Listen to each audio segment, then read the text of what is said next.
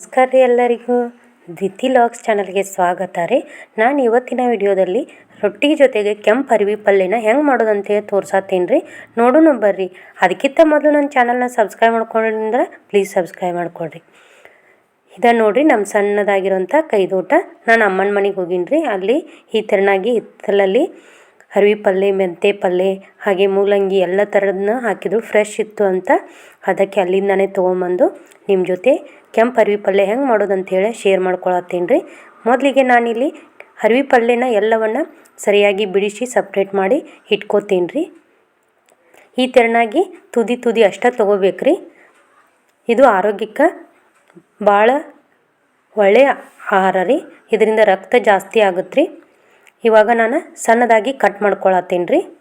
ಪೂರ್ತಿಯಾಗಿ ಸಣ್ಣದಾಗಿ ಕಟ್ ಮಾಡ್ಕೋಬೇಕ್ರಿ. ನೀವು ಒಂದು ಸಾರಿ ಟ್ರೈ ಮಾಡಿ ನೋಡಿರಿ. ರೊಟ್ಟಿ ಜೊತೆ ಅದರಲ್ಲಿ ಬಿಸಿ ರೊಟ್ಟಿ ಮತ್ತು ತುಪ್ಪ ಮೊಸರು ಇದ್ರಂತೆ ಎಲ್ಲರೂ 1 ರೊಟ್ಟಿ ತಿನ್ನೋರು 3 ರೊಟ್ಟಿ ತಿಂತಾರೆ ರೀ. ಅಷ್ಟು ರುಚಿಯಾಗಿರ್ತೈತಿ. ಇವಾಗ ಸಣ್ಣದಾಗಿ ಕಟ್ ಮಾಡ್ಕೊಂಡು ಒಮ್ಮೆ ಎಲ್ಲವನ್ನು ತೊಳ್ಕೊಬೇಕ್ರಿ. ಯಾಕಂದ್ರೆ ಒಂದೊಂದು ಸಾರಿ ನಾವು ಎಷ್ಟು ಕ್ಲೀನ್ ಮಾಡ್ಕೊಂಡಿರ್ತೀವಿ ಅಂದ್ರೂ ಮಣ್ಣು ಇರುತ್ತೆ ರೀ. ಅದಕ್ಕಾಗಿ ಮತ್ತೊಮ್ಮೆ ಸಣ್ಣದಾಗಿ ಕಟ್ ಮಾಡ್ಕೊಂಡ್ಮೇಲೆ ನಾನು ಮತ್ತೊಮ್ಮೆ ತೊಳ್ಕೊತೀನಿ ರೀ. ನೀವು ಮೊದಲಿಗೆ ತೊಳ್ಕೊಂಡು ಆಮೇಲೆ ಕಟ್ ಮಾಡ್ಕೊಂಡ್ರು ನಡೆಯುತ್ತೆ ರೀ. ಇದನ್ನು ಮಾಡೋಕ್ಕೇನು ಭಾಳ ಟೈಮ್ ಬೇಕಾಗಂಗಿಲ್ಲ ರೀ. ಒಂದು 5ರಿಂದ 10 ನಿಮಿಷದೊಳಗೆ ರೆಡಿ ಆಗತ್ತೆ ರೀ. ಇವಾಗ ನಾನು ಸಣ್ಣದಾಗಿ ಎಲ್ಲನೂ ಕಟ್ ಮಾಡ್ಕೊಂಡ್ರಿ. ಇವಾಗ ಒಮ್ಮೆ ನೀರು ಹಾಕಿ ಎಲ್ಲನೂ ತೊಳ್ಕೊತೀನಿ ರೀ.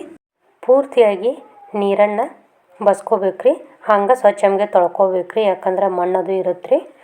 ಅದಕ್ಕಾಗಿ ಸ್ವಚ್ಛಂಗೆ ಪೂರ್ತಿಯಾಗಿ ತೊಳ್ಕೊಂಡು ನೀರನ್ನೆಲ್ಲ ಬಸ್ಕೋಬೇಕ್ರಿ. ಯಾಕಂದ್ರೆ ನೀರಿತ್ತಂದ್ರೆ ಪಲ್ಯ ಅಷ್ಟು ರುಚಿ ಅನ್ಸಂಗಿಲ್ಲ ರೀ. ಇದು ಸ್ವಲ್ಪನೂ ನೀರು ಹಾಕದೇನೆ ಮಾಡುವಂಥ ಪಲ್ಯ ಇದು. ಯಾಕಂದರೆ ಅದರಲ್ಲಿ ಆಲ್ರೆಡಿ ನೀರಿನ ಅಂಶ ಭಾಳ ಇರ್ತೈತೆ ರೀ. ಅದಕ್ಕಾಗಿ ನಾವು ಸ್ವಲ್ಪ ನೀರು ಹಾಕ್ಕೊಳ್ಳೋದಿಲ್ಲ.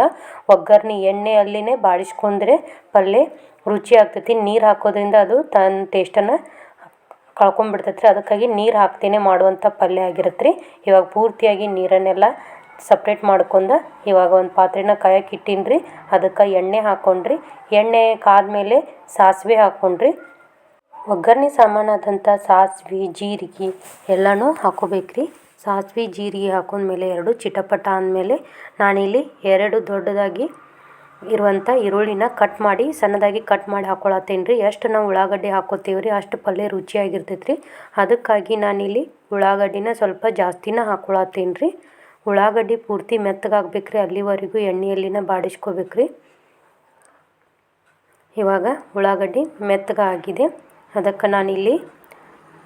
ಅದಕ್ಕೆ ನಾನು ಸಣ್ಣದಾಗಿ ಜಜ್ಜಿ ಇಟ್ಕೊಂಡಿರುವಂಥ ಬೆಳ್ಳುಳ್ಳಿನ ಹಾಕ್ಕೊಳತ್ತೀನಿ ರೀ. ಬೆಳ್ಳುಳ್ಳಿನ ಹಾಕ್ಕೊಂಡು ಮತ್ತೆ ಒಂದು 2-3 ನಿಮಿಷದಷ್ಟು ಫ್ರೈ ಮಾಡ್ಕೋಬೇಕು. ಆಮೇಲೆ ಸ್ವಲ್ಪ ಅರಿಶಿನ ಪುಡಿ ಹಾಕ್ಕೊಳತ್ತೀನಿ ರೀ. ಅರಿಶಿನ ಪುಡಿ ಹಾಕ್ಕೊಂಡು ಮತ್ತೆ ಸ್ವಲ್ಪ ಬಾಡಿಸ್ಕೊಂಡು ರುಚಿಗೆ ತಕ್ಕಷ್ಟು ಉಪ್ಪನ್ನು ಹಾಕ್ಕೋಬೇಕ್ರಿ.